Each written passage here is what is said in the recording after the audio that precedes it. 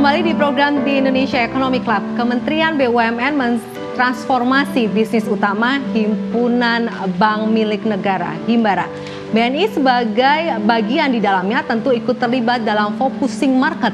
Jika sebelumnya BNI juga melakukan pembiayaan bisnis korporasi, namun saat ini difokuskan untuk menangani pembiayaan korporasi yang mengembangkan sayap ke luar negeri. Saya ada data.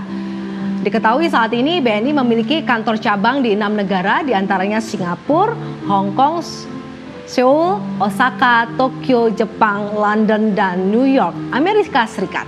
Ekspansi yang sangat luar biasa. Nah, kita melihat bahwa BNI memiliki potensi yang sangat besar di luar negeri. Tetapi kita hanya berbicara kali ini kaitannya dengan bagaimana strategi BNI bisa survive di tengah pandemik, 1 tahun pandemik COVID-19. Saya langsung menyapa ada Pak Royke Tumilaar. Selamat malam, Pak. Selamat malam, Vita. Apa kabar? Pak Royke. Baik, Pak Renal, Pak Besok. Baik. Saya langsung menanyakan kepada Anda saja, bagaimana pendapat Anda mengenai industri perbankan saat ini pasca COVID-19 1 tahun? Apakah Anda juga mengalami kendala atau tadi yang disampaikan sebelumnya bahwa perbankan merupakan salah satu sektor penunjang persentase dari pertumbuhan ekonomi saat ini? Pak Royke. Baik, terima kasih, Vita. Saat ini memang pandemi ini agak situasi sekarang ini agak berbeda dengan situasi krisis-krisis sebelumnya, di mana kita kalau kita melihat itu kita mulai dari COVID, ya, kita mulai dari COVID. Di situasi ini biasanya refleks kalau seorang bankir dia berusaha untuk menjaga likuiditas, itu yang paling penting. Tapi ternyata dalam prosesnya ini justru agak berbeda sekali dengan situasi krisis lainnya. Sehingga kita bangun komunikasi baik. Apa yang kita lakukan adalah kita bangun komunikasi baik dari nasabah maupun dengan karyawan, dengan stakeholder, supaya kita jaga supaya mereka juga bisa saling komunikasi baik, supaya kalau mereka sehat tentunya banknya akan sehat. Ya.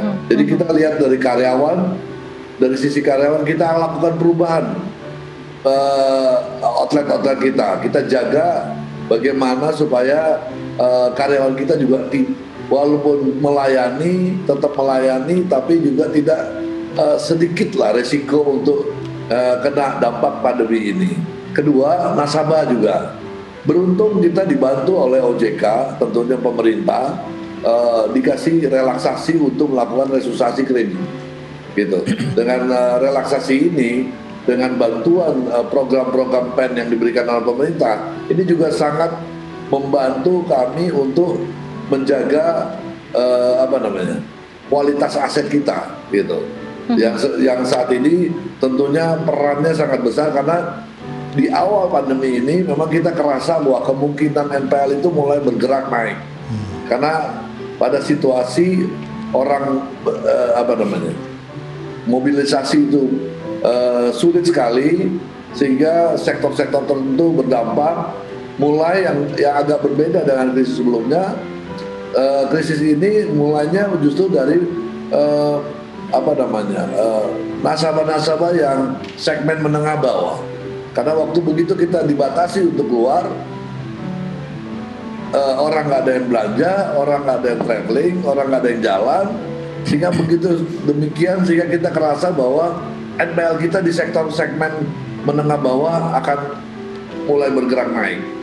Beruntung pemerintah dengan gerak cepat, OJK, BI, Kementerian Keuangan, tentunya itu banyak program-program yang diluncurkan sehingga hal ini agak sedikit meringankan perbankan, termasuk likuiditas. Jadi likuiditas bisa terjaga. Pada saat itu kita bisa tetap melepas kredit walaupun tidak seperti kondisi yang normal. Nah, kita juga jaga bagaimana pemain-pemain UKM dan kredit kecil, KUR, sampai dan consumer, itu kita melakukan restrukturisasi. Semua yang kena dampak COVID kita coba untuk lakukan restrukturisasi. Pak Royke, Pak Royke tahan dulu, nanti kita akan bicara lebih spesifik kaitannya dengan UMKM. Tetapi kalau tadi saya mendengarkan Anda melakukan strategi bahkan tidak hanya dengan nasabah tetapi internal dari BNI sendiri, begitu. Pola pikir mulai dirubah, kemudian mengapresiasi apa yang dilakukan pemerintah kaitannya pemberian likuiditas dan lain sebagainya. Nah, apakah vaksin merupakan salah satu faktor yang nanti bisa menjamin pertumbuhan ekonomi di sektor perbankan di 2021 ini bisa lebih baik lagi, Pak Royke? Makasih Vita. Saya saat ini cukup optimis dengan adanya vaksin, ini, at least kalau sudah tersuntik mungkin, saya rasa vaksin itu sudah bisa tersedia sampai 30%, confidence masyarakat akan muncul, mereka akan mulai belanja lagi, mulai traveling lagi, mulai keluar. Nah itu stok akan tumbuh lagi, ya. Para produsen akan mulai membangun mulai memproduksi, stok akan keluar, akan produksi lagi, dan itu akan tentunya ekonomi akan mulai bergerak. Sudah bagus sekarang ada keringanan PPNBM, keleluasan untuk membuat kredit KPR. Nah itu juga bagus karena stoknya akan keluar, mereka akan produksi lagi, kegiatan ekonomi akan muncul lagi, import akan datang lagi, ekspor akan jalan. Saya rasa itu semangat optimisme kita juga muncul sehingga tahun ini kami juga berencana pertumbuhan kredit yang agak juga lumayan. Kita coba untuk pertumbuhan kredit di kisaran 7-8%. Oke, Pak Royke, saya langsung ke Prof Renald ini. Prof, kalau bicara masalah optimisme, tadi Pak Royke dengan gamblang bicara bahwa BNI ya memang menjadi sektor dari penyalur pertumbuhan ekonomi. Tetapi itu sebenarnya tidak mudah karena mindset kemudian kedekatan untuk ke nasabah dan internal itu dilakukan.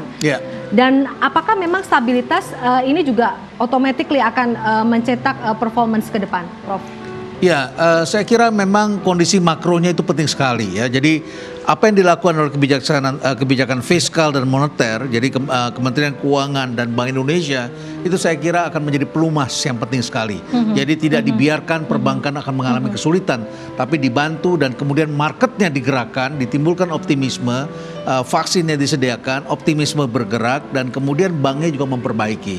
Yang jadi persoalan adalah kalau banknya tidak memperbaiki keadaan, karena yang dihadapi konteksnya sudah jauh berbeda dengan kondisi-kondisi sebelumnya.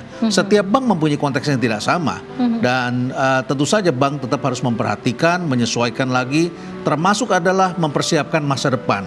Karena saat ini adalah kita bertarung dengan dua, Vita. Satu adalah competing for the present, hari ini, situasi hari ini, dan competing for the future. Itu adalah memerlukan desain proses manusia yang berbeda dengan yang saat ini. Anda menyinggung masa depan. Nah, ini saya kembali ke Pak Royke. Pak Royke, bagaimana sebenarnya perencanaan bisnis spesifik BNI tahun 2021 dan tahun-tahun ke depan?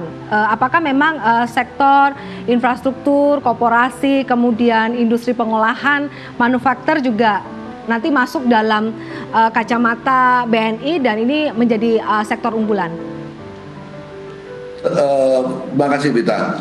Sebelum masuk ke situ, BNI juga kita coba yang seperti Pak Prof sampaikan. Kami bukan sekedar cuma lihat dari optimisme, tapi kami juga melakukan perubahan-perubahan yang mendasar fundamental di dalam, termasuk efisiensi. Kalau dilihat kesempatan apa yang kami lakukan, cost kami bisa lebih, cost opan kami bisa turun, kita operating expense kita turun, proses kita bikin lebih digital itu kita kembangkan sehingga kita bisa compete, kita bisa lebih sustain pertumbuhannya ke depan. Nah itu yang kita lakukan. Kalau lihat di sektor, sebelum itu lagi, mungkin saya juga boleh sampaikan, kami juga kemarin sudah menurunkan bunga luar biasa, turun banyak, hampir semua single digit. Sehingga kami juga akan lihat bahwa pertumbuhan itu akan kita coba, kita nggak mau ketinggalan pada saat orang sudah mulai recovery. Jadi kita lihat dari pemerintah mendukung adanya hilirisasi, added value diberikan di Indonesia. Tentunya mulai ada dengan mulai berkurangnya pembatasan, tentunya ekspor mulai jalan. Kita juga akan menggandeng beberapa eksportir UMKM. Kita mulai punya program-program untuk bagaimana membantu pemerintah supaya ini bisa jalan semua. Tapi tentunya nggak terlepas dari apa yang kami lakukan di dalam supaya lebih efisien, lebih agile, lebih bisa kompetisi ke depan, karena ke depan mungkin market akan berubah terus. Dan seperti Pak Profes bilang, selalu dinamis ini, market itu dinamis. Jadi kita juga harus ngikutin perkembangan market. Oke, kuncinya adalah efisiensi dilakukan, pembenahan internal. Paling tidak itu menjadi kunci daya tahan untuk ke depan. Begitu ya Pak Royke? Ya.